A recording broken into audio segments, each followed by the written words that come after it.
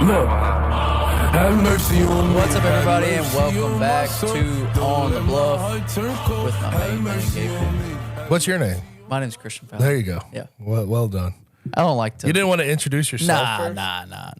That's how you have to start it off. Yeah, but I kind of like throwing you out there. Like when I do my show every day, I'm your host, Gabe Kuhn. Yeah, let the people know. Yeah, and then I toss it to producer extraordinaire Connor Dunning. I want to start, Gabe, With something, a picture that you showed me earlier. We don't have to necessarily I'm not show showing that, a damn soul this picture, but man. I think the story is pretty funny. I had an allergic reaction last night, like a really bad one. Yeah. I didn't have to go to the hospital, so it wasn't like death. Right. You know, I wasn't on my deathbed.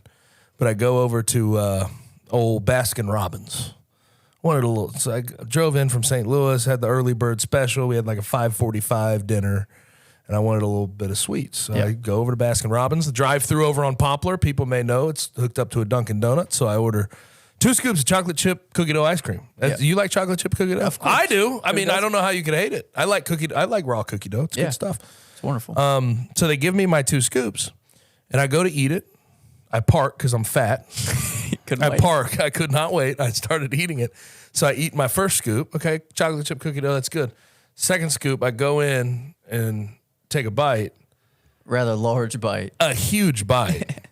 And I ingest it. I swallow it.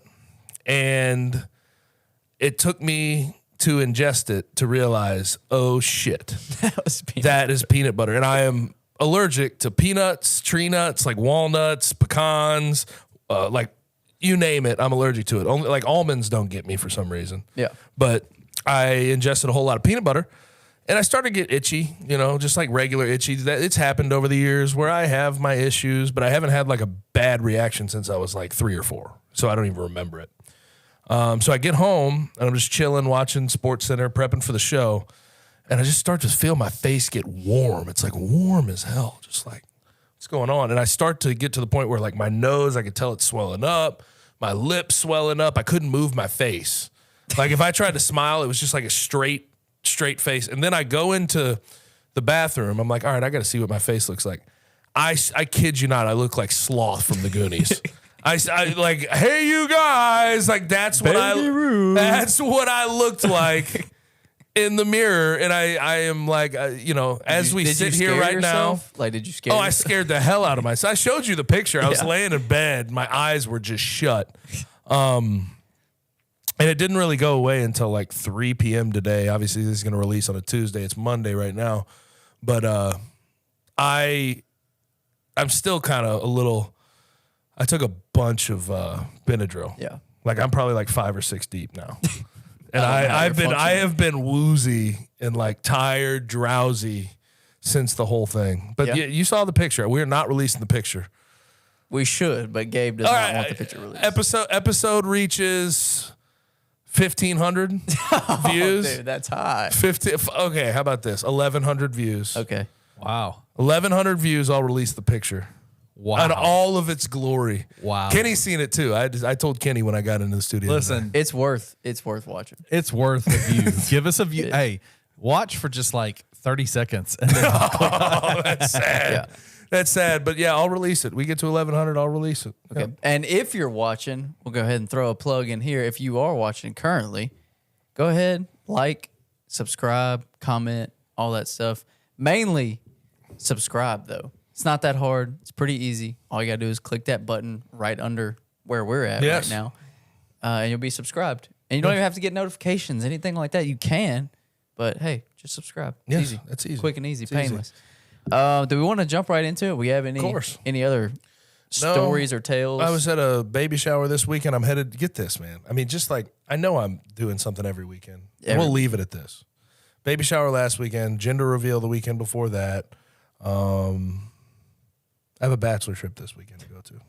Of course I do. I mean, because why wouldn't I? And the crowd is shocked. Why wouldn't I? It's ridiculous. Where are you at this Like, weekend? I should not have been friendly to all these damn people. Like, why am I friendly?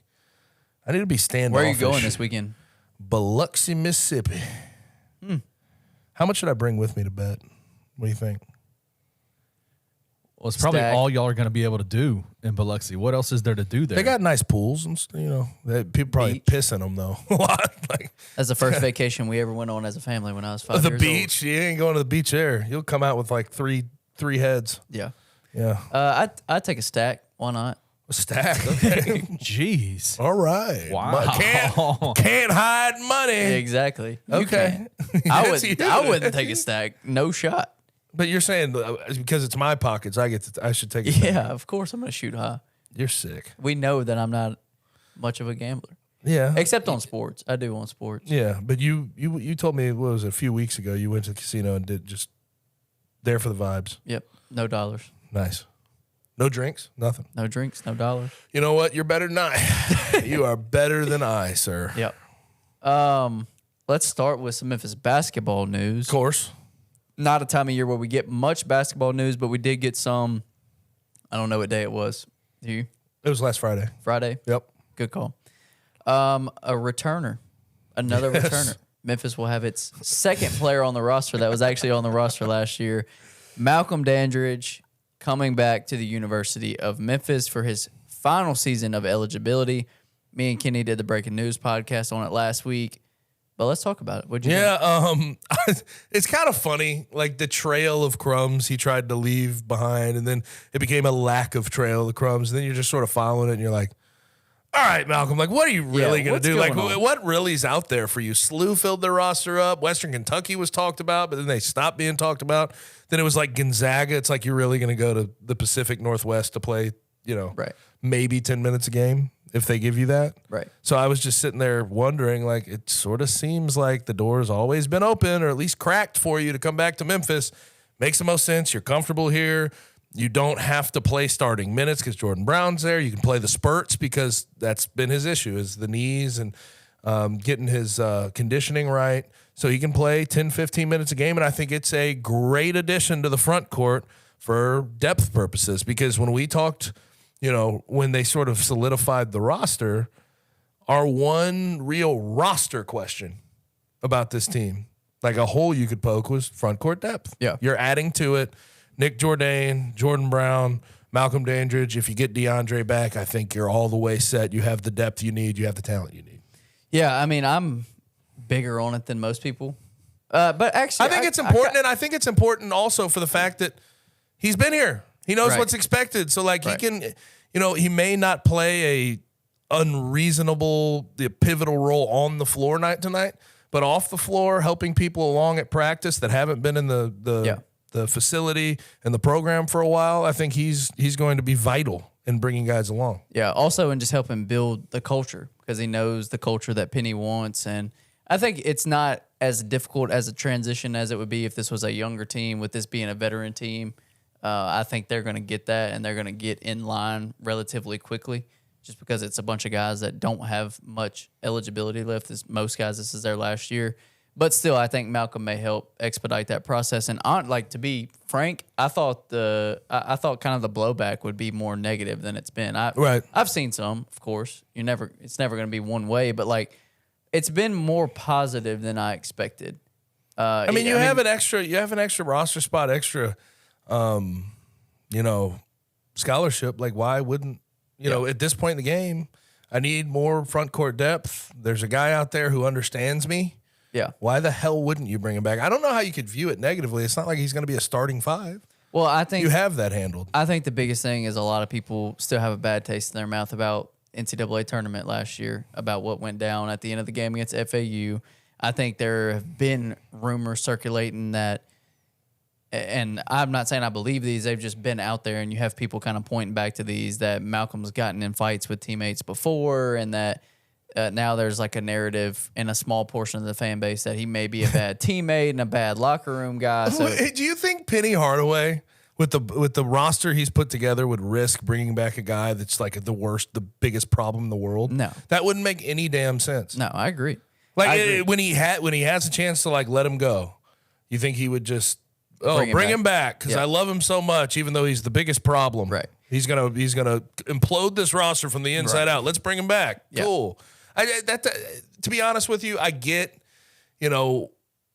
where people could try to come to that conclusion, but they're jumping to conclusions more than I'm not even going to say it, but they're jumping to conclusions way too fast. That's ridiculous. No, I mean, like on court, that's only shown itself once in the last game of the year, and that was not even.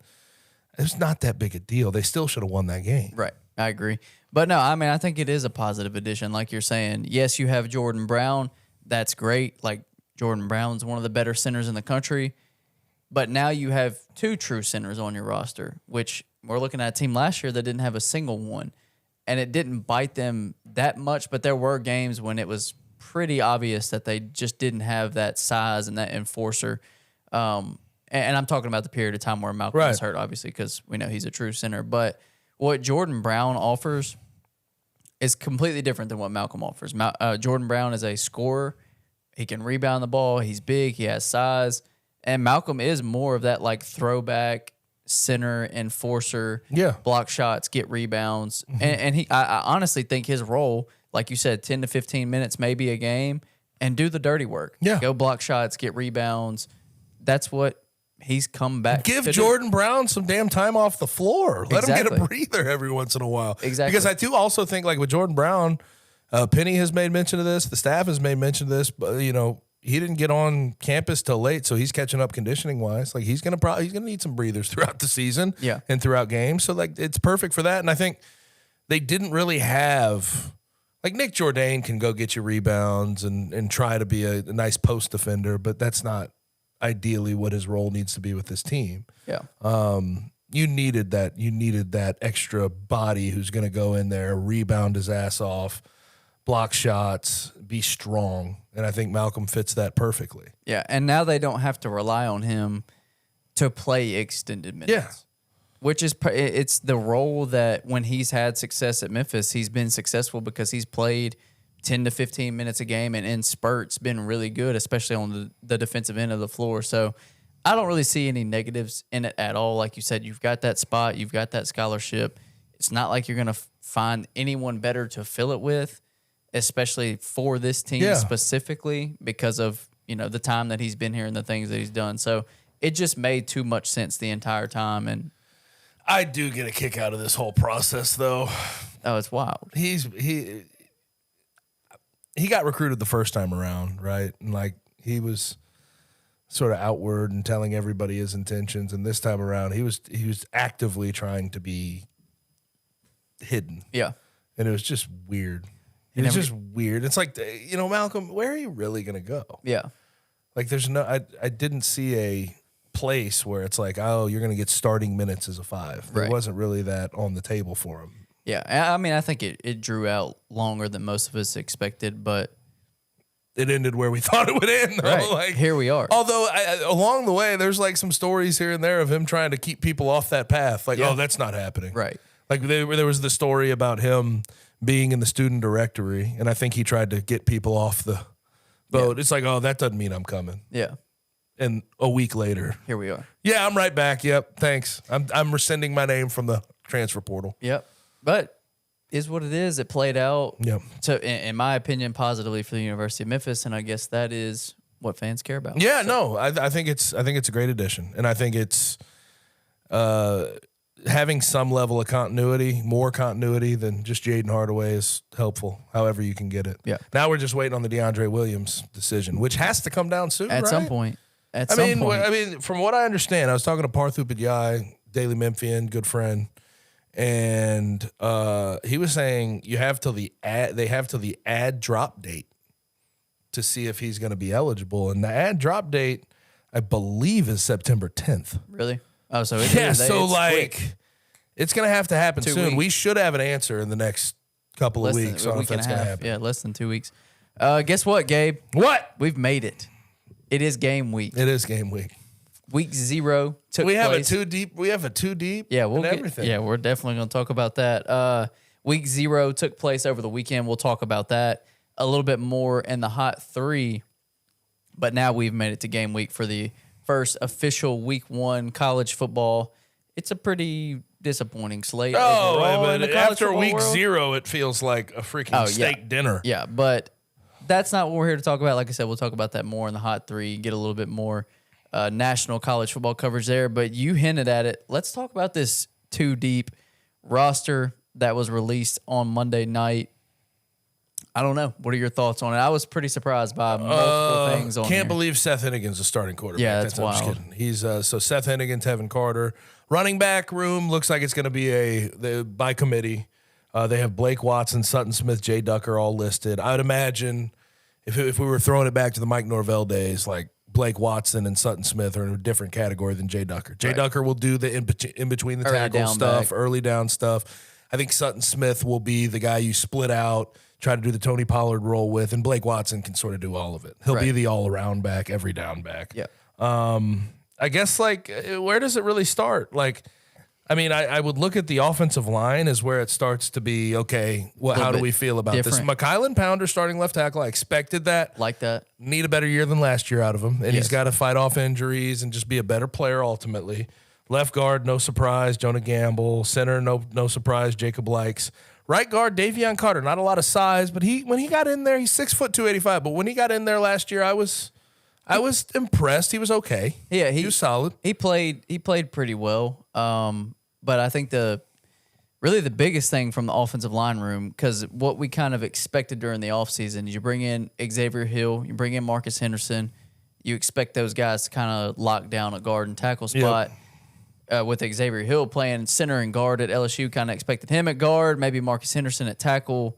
It's the opposite. It is the opposite. Xavier Hill is your starting right tackle.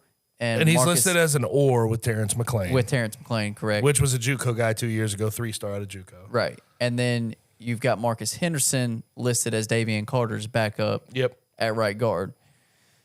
So, and let's preface this with this because you always got to have a disclaimer somewhere. This is not something that is set in stone.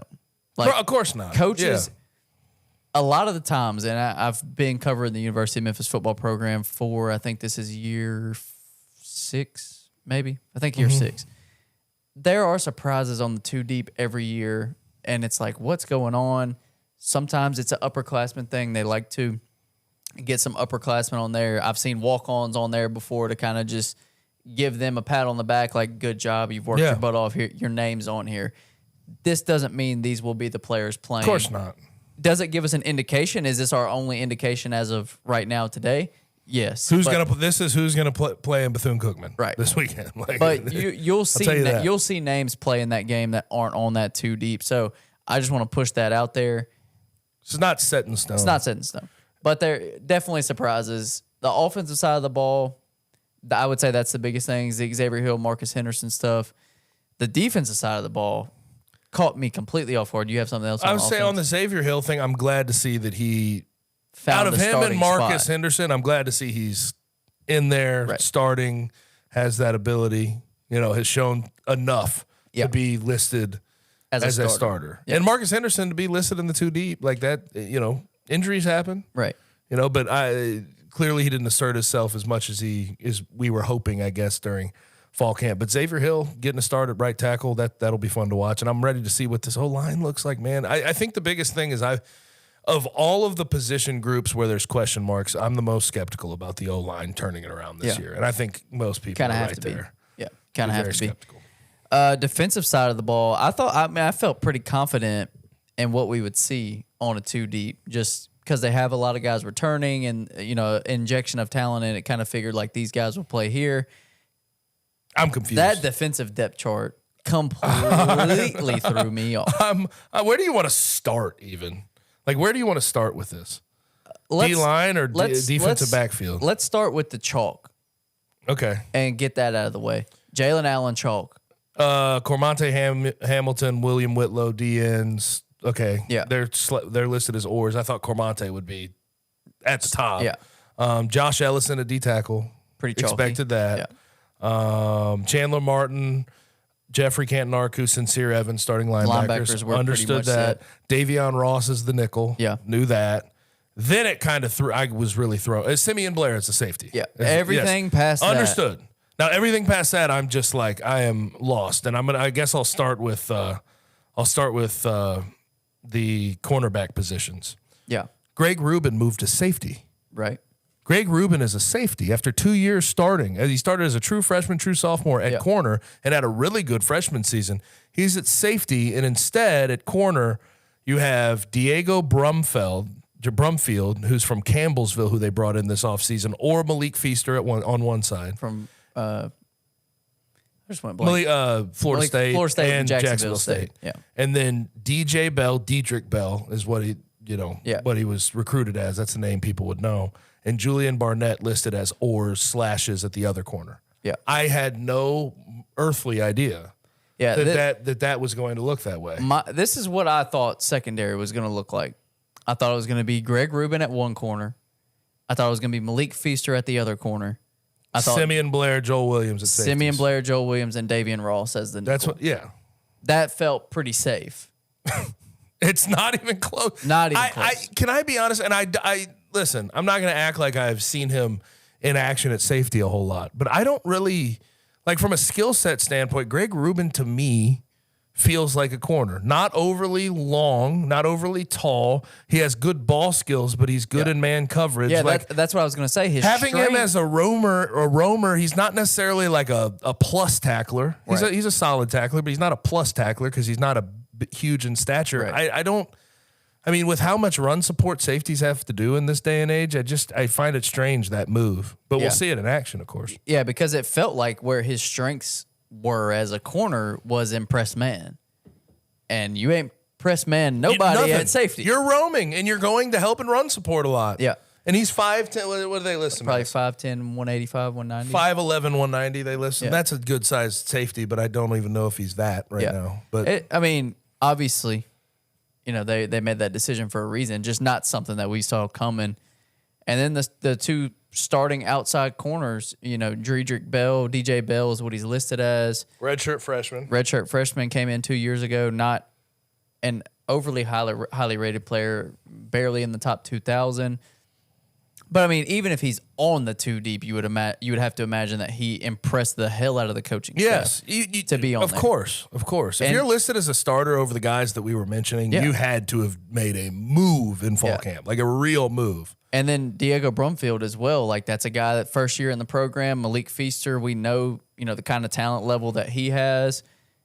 And they're oars, so we don't. That would typically, if there's an oar, it's a battle, especially in a first game, they will probably rotate. And it also means, in some of these situations, not every situation, because you are going to rotate some of your secondary pieces because they get tired and they have to chase after guys running 9 routes at times. Yeah, but I would imagine, okay, bright lights get on you. Who's going to shine in that moment? Yeah. And then they may take the lead. It's like, because sometimes position battles take till the second, third week to really figure out. Yeah, especially. And I don't think they're in a huge rush with Bethune-Cookman being the first game. And that's what I was going to get to.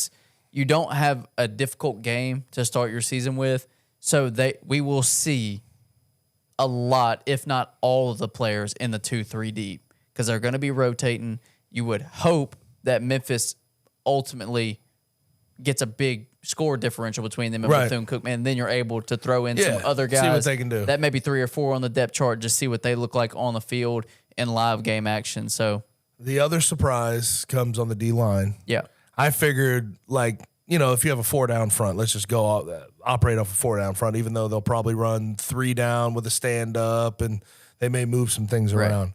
I figured you'd have sort of Jalen Allen, Cormonte Hamilton, Josh Ellison, Derek Hunter in some form or fashion at the D tackles. Or a Darius Jones. Yeah. A Darius Jones not listed. On the 2 deep. On the 2 deep. Starting nose tackle at 6'2", 260 as a true freshman, Jara Anderson. Yeah. I didn't. No one saw that coming. No one had any idea. And then his backup, Keviante Spears, who was at Louisiana Tech last year, was sort of a late addition to the whole thing. He's bigger, 6'4", 295. But at nose tackle, I'm sorry. If I see a nose tackle like me, playing guard or center, and I'm looking at the other team's depth chart, watching film, if I see 6'2", 260, I'm like, this is not a big team. Yeah. How much depth do they have? If they're comfortable running out a nose tackle, playing a shade or a 2-eye or head up on the center, and he is 260 pounds, I'm feeling good about myself that week. Right. Feeling good about my chances.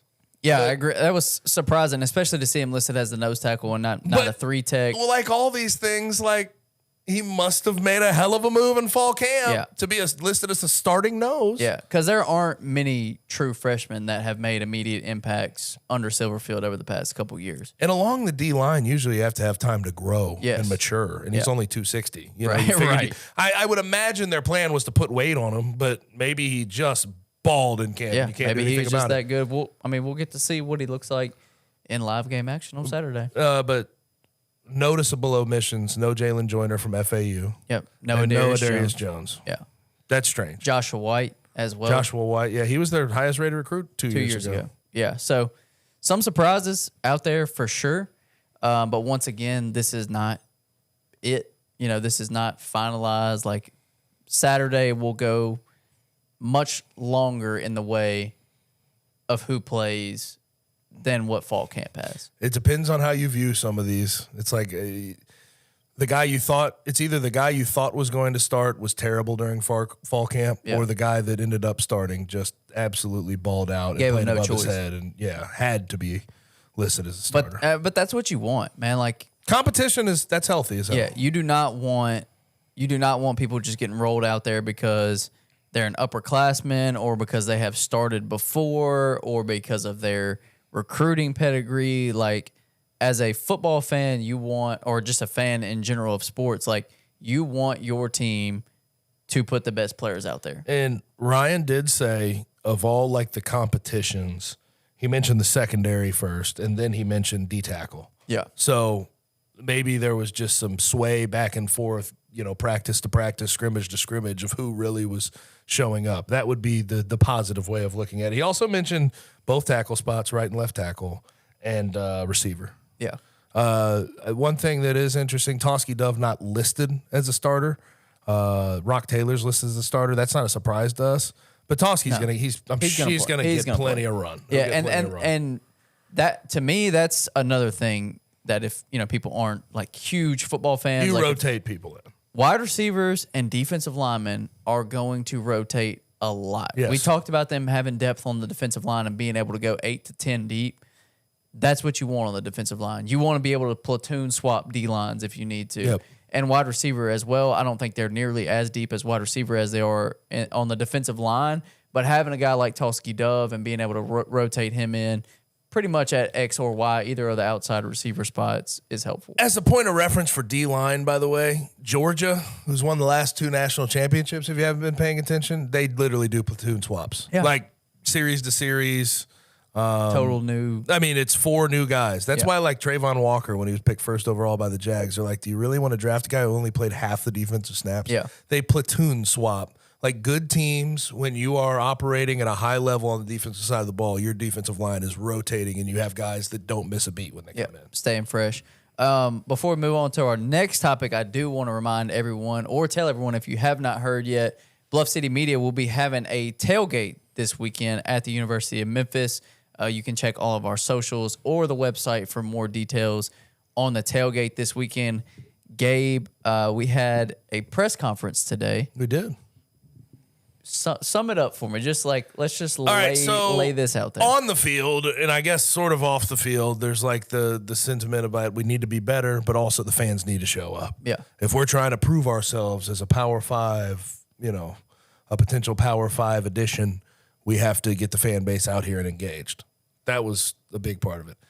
I didn't really understand the messaging from President Hardgrave and Laird about what the plan is going forward. It was about getting into a power conference. It was basically realignment never ends. So we're just going to do what we can in the moment to seize the opportunity and seize the day. Yeah. And my immediate question is, what opportunity are you seizing? Yeah.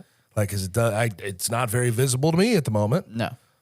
You've sort of missed the boat here, and I don't know how that, next time around, whatever that is. What does I don't that know mean? when you're gonna, like, what's gonna be out there. Like, what are you striving for? There doesn't seem to be a clear vision, but there seems to be still a vision.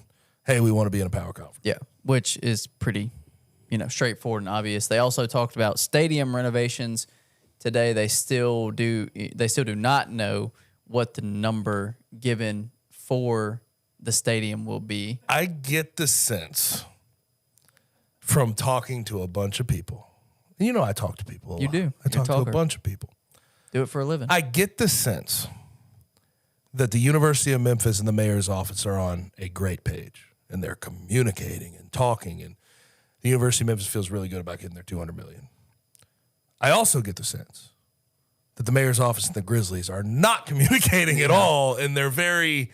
I don't know if the Grizzlies are sour right now or angry at the mayor's office. I'm not going to completely speculate that, but I think the university's in a better position from a relationship standpoint with the mayor than the Grizzlies are. Yeah. And it's just that's interesting to me. Like I don't know how to fully read into it. My biggest hope is that everyone can be happy. Maybe there's more money behind the scenes being raised, and we can get our Simmons Bank Liberty Stadium upgrades and FedEx Forum. But I only have heard of the $350 million from the state. Right. So I'm just operating off that, and that's not enough money for both. Yeah. It's just not. Yeah, I'm with you. I mean, you hope that everyone's ultimately happy, but that's usually not how these kind of things play out. I think where we're trending, just based on, the reporting going around, someone's going to be pissed off. Right. Who do you want to piss off? Yeah.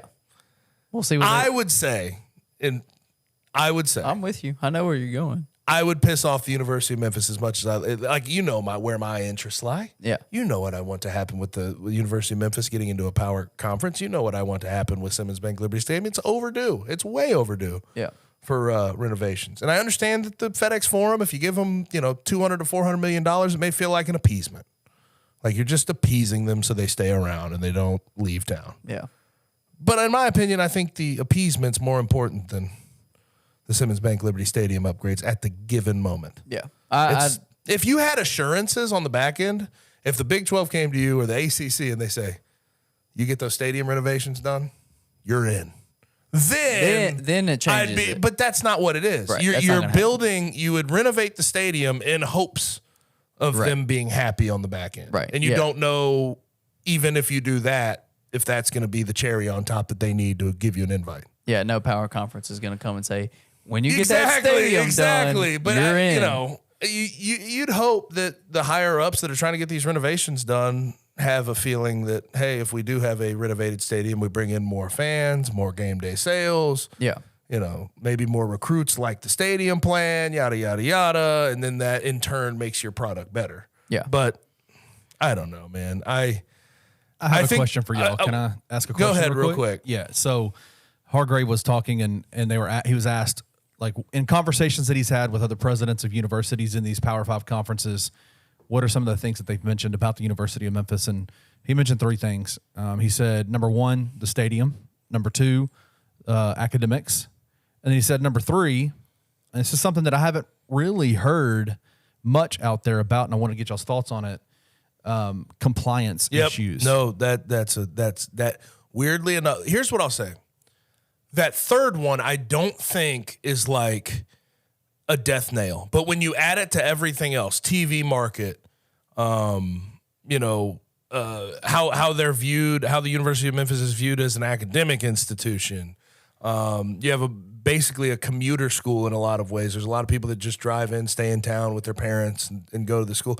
Like the view of the school and then the compliance issues with the basketball program, that's just an added element that they've been asking about. But here's what I'll say. They've worked through those. Yeah. And I understand that Penny's suspended for the first 3 games this year. But it's like, moving into the future, the James Wiseman thing with where we're at, that probably doesn't happen in this day and age. Yeah. Like, you don't have to deal with that. He'd have NIL deals and everything else, and they'd sort of figure that out on the back end.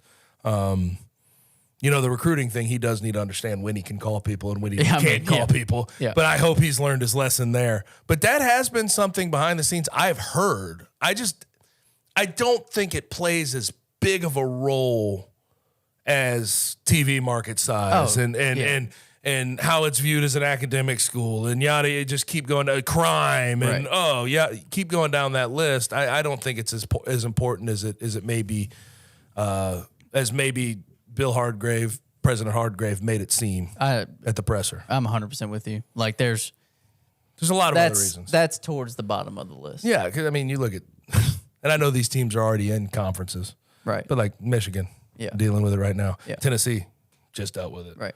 Like, What's there's it about? compliance issues everywhere around the country. What's So, it about, Gabe?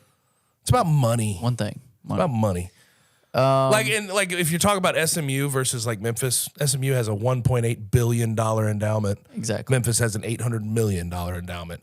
SMU can go say, hey, we need $200 million worth of improvements to our stadium. And guess what? They can ask their donors to donate $200 million and they can get it. Memphis, you don't really have that luxury. Right. You have to wait for state funds. Yeah. So it's just it does come down to money, but it is part of the conversation, that compliance issue. Yeah. I've heard that from several people. I'm with you. Speaking of a luxury, Gabe, you know, you and I have quite the luxury. We really do. Here at Bluff City Media and on the Bluff, because our producer, Kenny Stubblefield, makes it easy on us every week. He's got the juice. He does. He has the juice. He comes with the hot 3 every week. It's always good. It never misses. So we're going to take a quick break. We're going to hear from some sponsors, and on the other side, we'll see what Kenny has for the hot 3.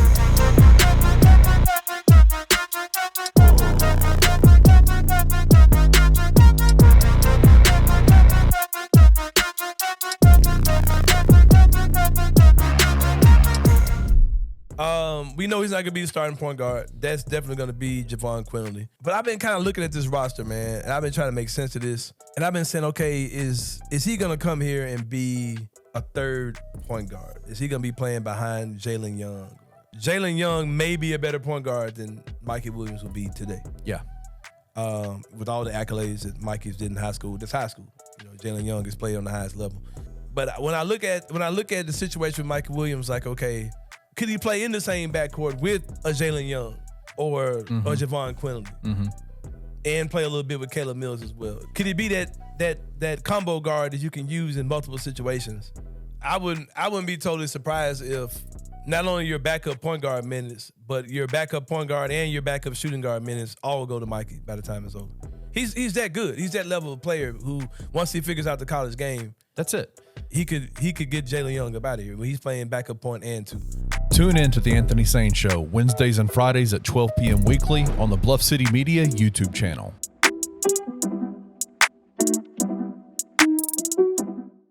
On offense, I'll say Blake Humsky. I think that his ability to be the slot guy, because I think the outside guys are going to kind of open up a little bit more for him on the inside. Plus, we've seen him do some serious work already at Toledo. I'm going Sutton. We've heard a lot about him. Seen him in a lot of the clips they're posting, just his shiftiness, his ability to make plays, make people miss, change a direction, how they're going to use him in multiple areas. Handing off in the backfield, receiving, putting him in the slot potentially, give him the opportunity to return kicks. I think he's the X factor. Simeon seems like the easiest possible he's a answer. coach on the field. Yeah, Simeon seems like the easiest answer there. No, I think it's going to be Simeon Blair, but I think it will be in tackles. I obviously don't want your safety to lead the team in tackles. That is a superlative. Don't start talking about that yet. Tune in to Tigers Untapped with TJ Willis and Trey Lasley every Wednesday at 3 p.m. on the Bluff City Media YouTube channel. Bluff City Media and Bluff City NIL are proud partners of Coaching for Literacy, a Memphis nonprofit using the power of sports to impact childhood literacy. When you donate to Bluff City NIL through Coaching for Literacy, your gift is 100% tax deductible. This partnership is a win-win-win. Tiger student athletes win in the NIL landscape. Coaching for Literacy wins by engaging Tiger student athletes in this monumental cause. And most importantly, elementary students in Memphis receive support to become strong readers. To donate today, visit coachingforliteracy.org/bluff-city.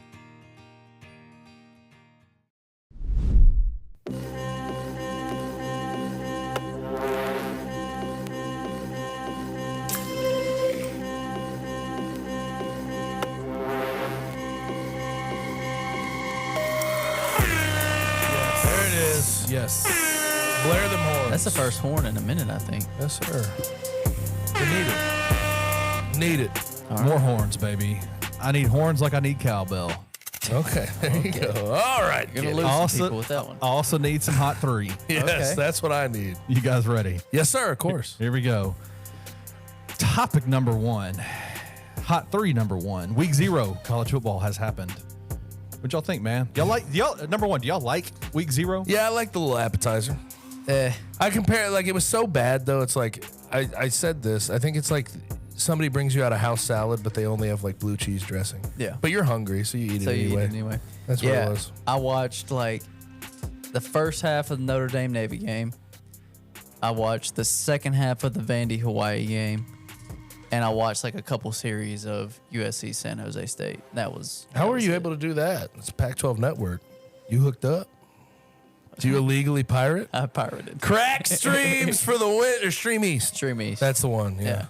There you go. I was texting TJ throughout that Navy, who'd they play? Notre Dame. Notre Dame game. I was like, man, Navy looks terrible. Well, yeah. I feel better about Tigers beating them again this year. And TJ kept coming back going, they don't look that bad. No, they look As a terrible. 35-0. I was like, They look all right, miserable. bro. Defensively, they had no chance. The coaching was absolute weak sauce. Can I too. say this? I read like 3 articles this offseason about Navy throwing wrinkles into the offense. And, it may not just be the old triple option. It was the old triple option. There was no difference. No difference. It pissed me off. They drive down the field. Why'd they 21-0, and they kick a field goal and miss it. That is trash coaching. Why did they fire Ken Niumatalolo? No reason. And then they hire his DC who's just going to run the same shit. Yeah. Do the Same same stuff. thing. Like, I don't get it. I just don't get it. And then, like, he was there for how many years? Like, A lot. 17? A lot He Like, was there for years. 17 years. Yeah. yeah, like, why would you fire him and just bring in his DC to run the same thing? His guy that looks. It looked exactly the Yeah. same as they have the Yeah. last 2 years. I'll say this about Navy. Except where you are in college football. You can't use NIL. You're at a damn service academy. You're just going to struggle. Yeah. So just like try to be different, I guess. Do but, something else. but like try something else. Yeah. Like if you're going to fire Ken Niumatalolo, don't just hire the guy that's been with him the whole And time. does the same thing. And does the exact same I mean, he's thing. got a It's dope just beard. Like the guy's got a nice, Brian Newberry. nice beard. Yeah. Yeah, it's well groomed. I'll give him Well that. groomed beard. The scene was kind of cool there. Yeah, They it had was. 40,000 fans from Yeah. the U.S. That was at the largest. Yeah, travel. for a European American event in Europe Yeah. or whatever. 32,000 Notre Dame fans. Yeah. That's a traveling fan That base. is a traveling fan base. I will say If that, they that's will, for if sure. they will go to Dublin, Ireland, they'll go anywhere. Sam Hartman gives me a lot of hope for what they can accomplish this year. Yeah. I'll tell you that. 4 TDs, no INTs, 250 some odd yards, Yeah. 19 for 23. Yep. Same amount of incompletions as touchdowns is always a good sign. Yeah, it's pretty damn good. And like they still have that power running identity. Estime. And Estime, he is He's awesome. huge. Yeah, he's a big dude. He's big as hell. He kind of reminds me of Abanikanda. Who's the other guy? Every time he touched it, he's electric. Their backup running back. Couldn't tell you. I just know Let me Estime. find this. Jeremiah Love. Yeah. He's from St. Louis. Yeah. Every time he touched it, he was pretty damn electric with the ball. Yeah. We'll see. I mean, we'll see with Notre Dame. Like, this is the first time in how long that they've had a legit quarterback? In a while. I mean, since what, Ian Book? Call it Ian Book maybe. And he's not as legitimate as Sam Hartman to me. Yeah. Sam I Hartman was not a big has Ian the Book fan. ACC record for passing touchdowns. Yeah, he's easily their best quarterback since Brady Quinn. Correct. Brady Quinn. Yeah, sure. or Brady Quinn. would you say Jimmy Clausen?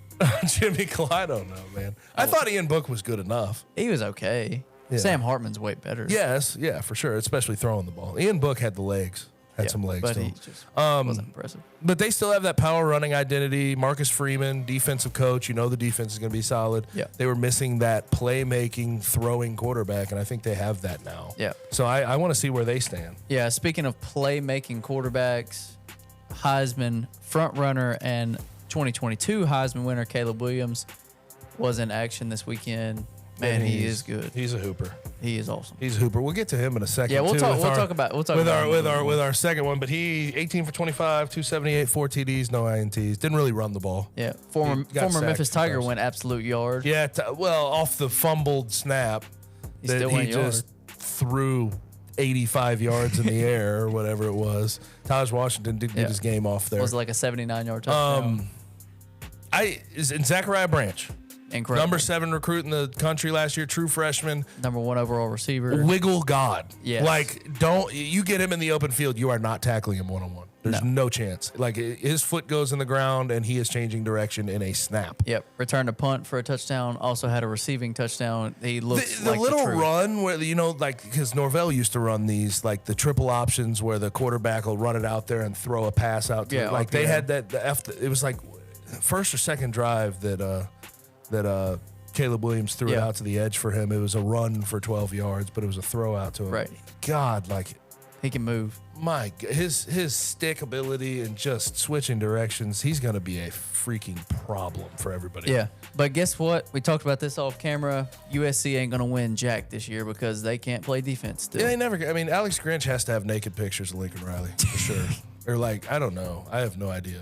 28 points, San Jose State. I just needed almost 400 yards offense. Yeah. And there was a 3rd and 22 where, and this is what Alex Grinch does that pisses me off more than anything. You bring in talent, right? When you bring in talent, and Georgia does this, you bring in talent, run your base stuff. Right. Make them beat you. Yeah.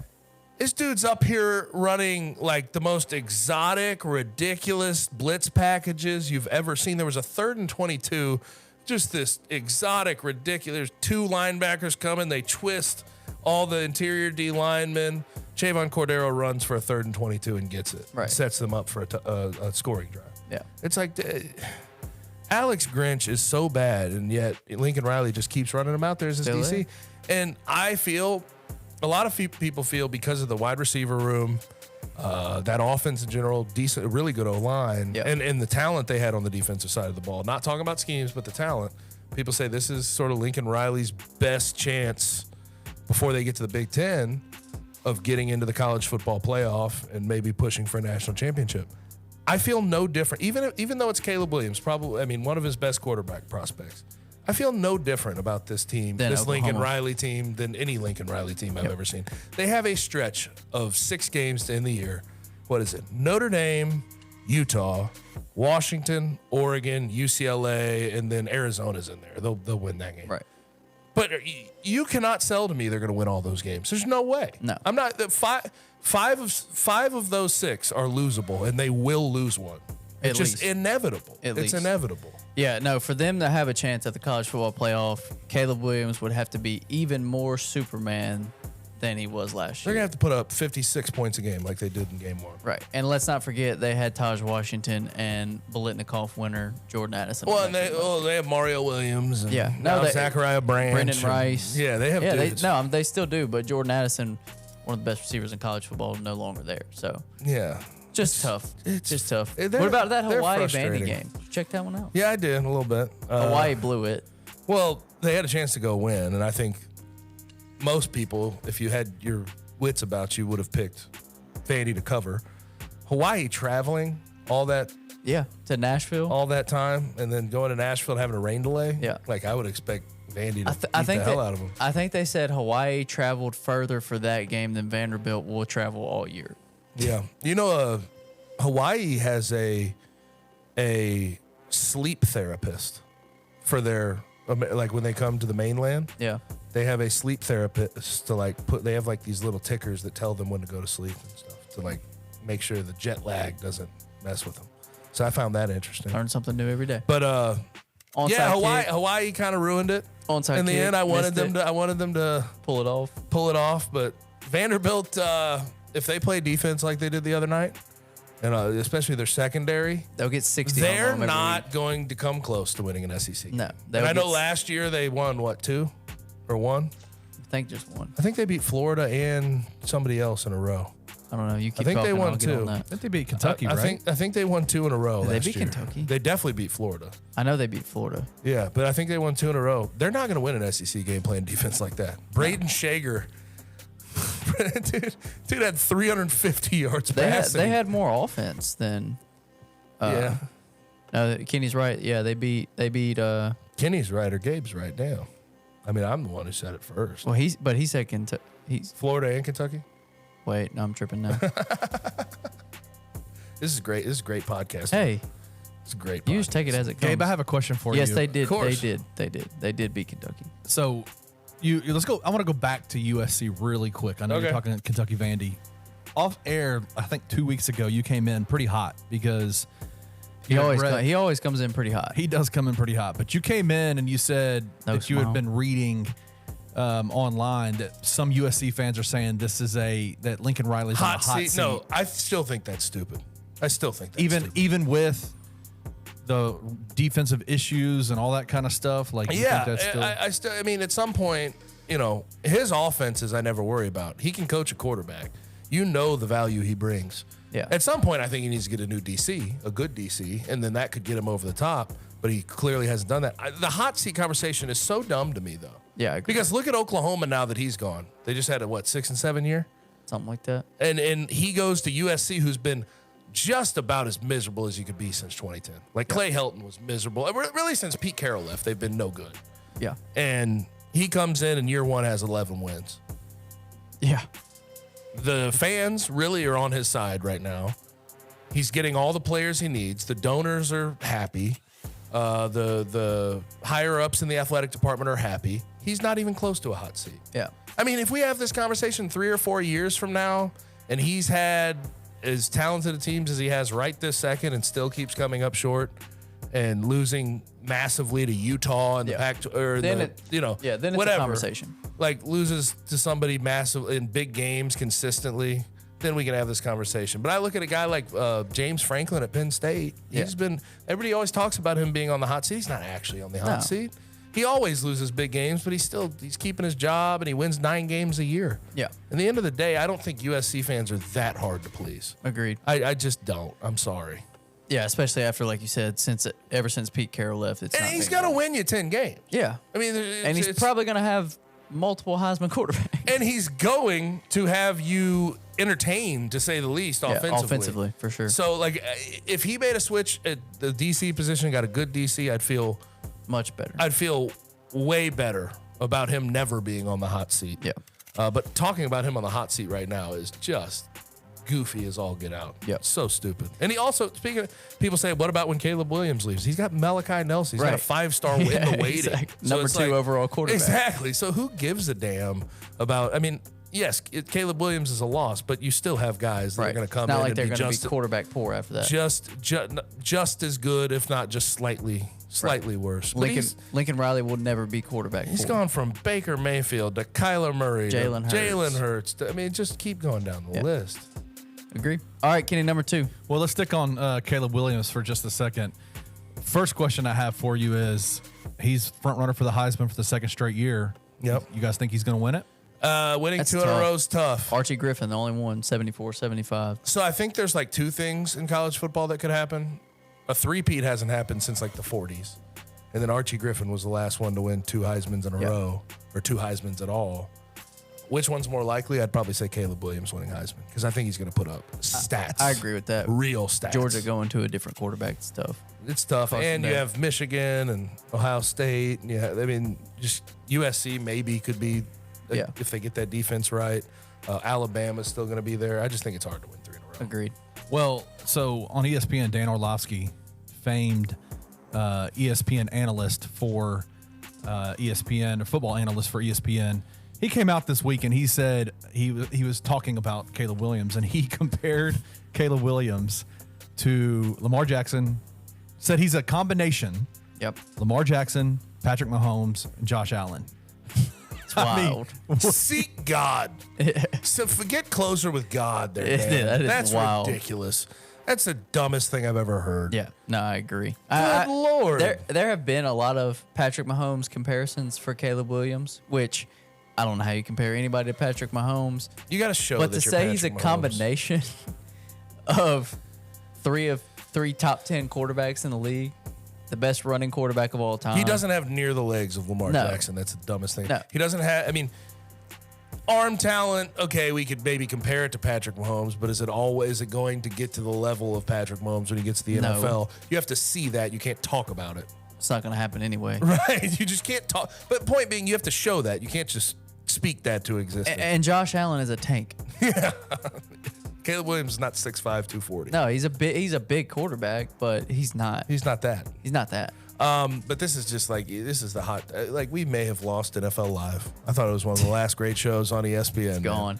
We have Ryan Clark saying that George Pickens is just as talented as Justin Jefferson, who's the #1 pick in most fantasy drafts and caught for like 1,800 yards last year. 5 million yards last year Yeah. and 1 million touchdowns. And then we have Dan Orlovsky just saying Going fully off the rails. Caleb Williams, #1 overall pick. He's take the 3 best quarterbacks in the NFL, and he's a combination of together. all 3. Yeah. He's the best of all worlds. And I mean, wildly enough, I don't know if I agree with this, but because I'm very high on Caleb Williams, but How could you not be high on Caleb Williams? Agreed, but I'm there- not that damn high. no, though. That's but, like no, but I'm saying a lot of NFL scouts believe that Drake May will be drafted over Caleb Williams. okay. We'll see it. I mean, we'll see. Yeah, we'll see. And by the way, I like Drake May. Oh, I got to see him in up close and personal at the Holiday Bowl last year. He is a dog. And he's big. He's 6'5", Like- 220 pounds. Yeah. And what makes me laugh, he was their leading rusher last year. People are like, yeah, he can really throw the ball. I was like, have you seen him run the He ball? can run the ball too. They, Like, they what, give him 700 read rushing options yards last year? consistently, and he goes and makes. And his brother, he comes from a good bloodline. You know that, right? Luke May, Luke May. the really good player. Was it Luke May? North Carolina. Yeah, North Carolina power stud. forward that was there for 45 years. Oh yeah. Yeah, that's his brother. Did not know that. Yep. Yeah, now you Learn something multiple every new day. things today. But no, I like Caleb Williams, but like, why do we have Can't to go that far. Why do we have to be so hot takey about I have everything, no idea. man? Like, why do we That's- have to speak, just embellish and just go overboard? Yeah, with that's- every take we have. That's pedal these to the days? metal for sure. Hey, I've never no one should be talked about that way. No, Like no one. absolutely not. Like even if you compared him to Patrick Mahomes, I think that's foolish. I agree. Much less Patrick Mahomes, Josh Allen, and Lamar. Good God. Yeah, too much. All right, Kenny, last one. Let's get out of here. The last one is NFL news has been happening. What are some of the big stories y'all have seen over the last week since the last time we were here in studio? All right, Cowboys fans. Got a new quarterback. Trey in town. Lance for a 4th round pick, baby. Yeah. 2021 3rd overall pick. Yep. Who? What do you think? I mean, I don't Low hate risk, it. high reward. Low risk, high reward. Absolutely. They've said that it doesn't affect Dak's contract situation. Do you believe that? Yeah, I mean, I do. You don't bring in a guy like that not thinking you can get anything out of him. They're gonna try to see what they can get. I mean, out yeah, of they're him. going to see if you can get a younger, cheaper option. Of course. But like, and they didn't even tell Dak. They Yeah. Dak had to learn through Twitter. Right. I don't know. That just sends a message. Yeah. No, I mean, it's Said, hey, it's- Dak, ball's in your court this year. You don't get it done this year. You're gone. We might be Yeah. trying to find other options. Yeah, I mean, yes, I get that part of it, but in all likelihood, Trey Lance is not magically going to transform into a player overnight that can take Dak Prescott's spot. You're and right. Dak's going to, in my opinion, play better this year than he did last year, play well, ultimately get that contract extension. I mean, he has no reason not to be absolutely elite this year. I Brandon 100% agree. Cooks, Michael Gallup, CD, Tony in the backfield, decent O-line, Yeah. top 5 defense. Yeah. Go in an open NFC. Go. Yeah, Show me. yeah, Show me that you're not a loser in the playoffs. yeah, I agree. But no, I don't. I mean, like you said, low risk, high reward, like a 4th round pick is a little bit higher than you'd probably like to give up for potentially a third, a number 3 quarterback. But there's always the caveat of what if. Like, Yeah. there's a reason this guy was selected number 3 overall. I think the lack of experience is obviously the biggest factor for Trey Lance. He's only appeared in 5 NFL games. I've seen all the crazy stuff. Let me ask- Geno Smith threw more passes last year than Trey Lance has thrown in organized games since middle school. Yep. Let me ask you wild. this. You think there's anything to unlock with Trey Lance? Yeah. Do you think that the Cowboys could maybe sort of give him a change of pace that he needs and make him into something? I think Because that's what this is. Yeah, Let's not fool us. There's a reason you give up a 4th round For sure. pick to go get a high draft, For sure. a guy that was highly sought after Yeah, out of the NFL draft. I think the thing with the younger quarterbacks that sometimes we see them excel, sometimes we see them fail or stutter in the process. I think there's a lot of pressure, not only on being a top 3 pick, especially someone who is inexperienced, but always having to look over your shoulder and be like, where do I stand in this? yeah. Because Jimmy G's on the roster. And Kyle Shanahan's even okay. Kyle Shanahan, he does have sort of a foolproof system in a lot of Yes. ways, but I don't know. It's hard to as a guy that was supposed to be that guy with Kyle Shanahan. Like I could see where that pressure starts to get to you. He definitely lost confidence. Yeah, even when he feels was, like a hard reset. Even when he was named the starter last year, everyone had a feeling that at some point and of course it was from injury. It wasn't because of his play necessarily, but like there's no way he wasn't looking over his shoulder. He's got Jimmy Garoppolo behind him, which say what you want about him, but the dude's won a ton of freaking football games with Kyle Shanahan in that system. And so there's no way he has not felt immense pressure since day one. So this takes it completely away. You do not have to, you're not starting. Unless there's an injury, you're not playing in a football game this year. Yeah. So take that pressure off and just roll the dice and see what happens. Kyle Shanahan's definitely a my way or the highway 100% type of coach too 100%. when it comes to quarterbacks. Like, What'd y'all think about his statement that he gave? He said about Trey Lance. He said he feels like he owes him an apology. Yeah. I mean, what I'll say overall about what everybody said about Trey Lance is this is not like some Jamarcus Russell-esque type. Like he still works hard. Very like, clearly, Trey Lance is a good dude, and everybody in that organization loved him. It just didn't work out on the field. Yeah. But I think like sometimes with these guys, you just lose so much confidence. I mean, we're 2 years into the league, and he's a third string for the 49ers. Coming off of fully dislocated ankle. That confidence is cooked, and he had the finger injury his rookie year and stuff. Like that confidence is screwed up. Now that he gets to Dallas, the pressure's off. You get a hard reset. You can start to try to build up that confidence while not starting games necessarily. I think that there's a path to him potentially saving his career. Yeah.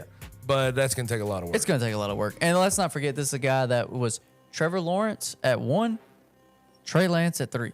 Yep. And then Fields and Mac Jones also in the first round. So, I mean, there's talent there, of course. That's undeniable. I still stand by Kyle Shanahan really wanted to draft Mac Jones, but couldn't rationalize it at number 3. Yeah. That's what I think happened. Yeah, I agree. I think they got to number 3. Like, they were talking in the, behind the scenes the entire we time. cannot And they're take like, Mac Jones here. Mac Jones, we could take him at 15 if we drop down, but we can't really get a pick. We can't trade down at this point. We already traded up 3 first-round picks that turned into Bradley Chubb, Tyreek Hill, and Jalen Waddle. And Channing Tindall, who was a second-round pick player. this year. I still think they wanted Mac Jones in that spot, but they just couldn't rationalize it. Yeah. So they said, okay, let's get a big swing, big athlete, see what we can do with it. Yeah. Last piece of news, Josh Jacobs, we talked about him a couple weeks ago.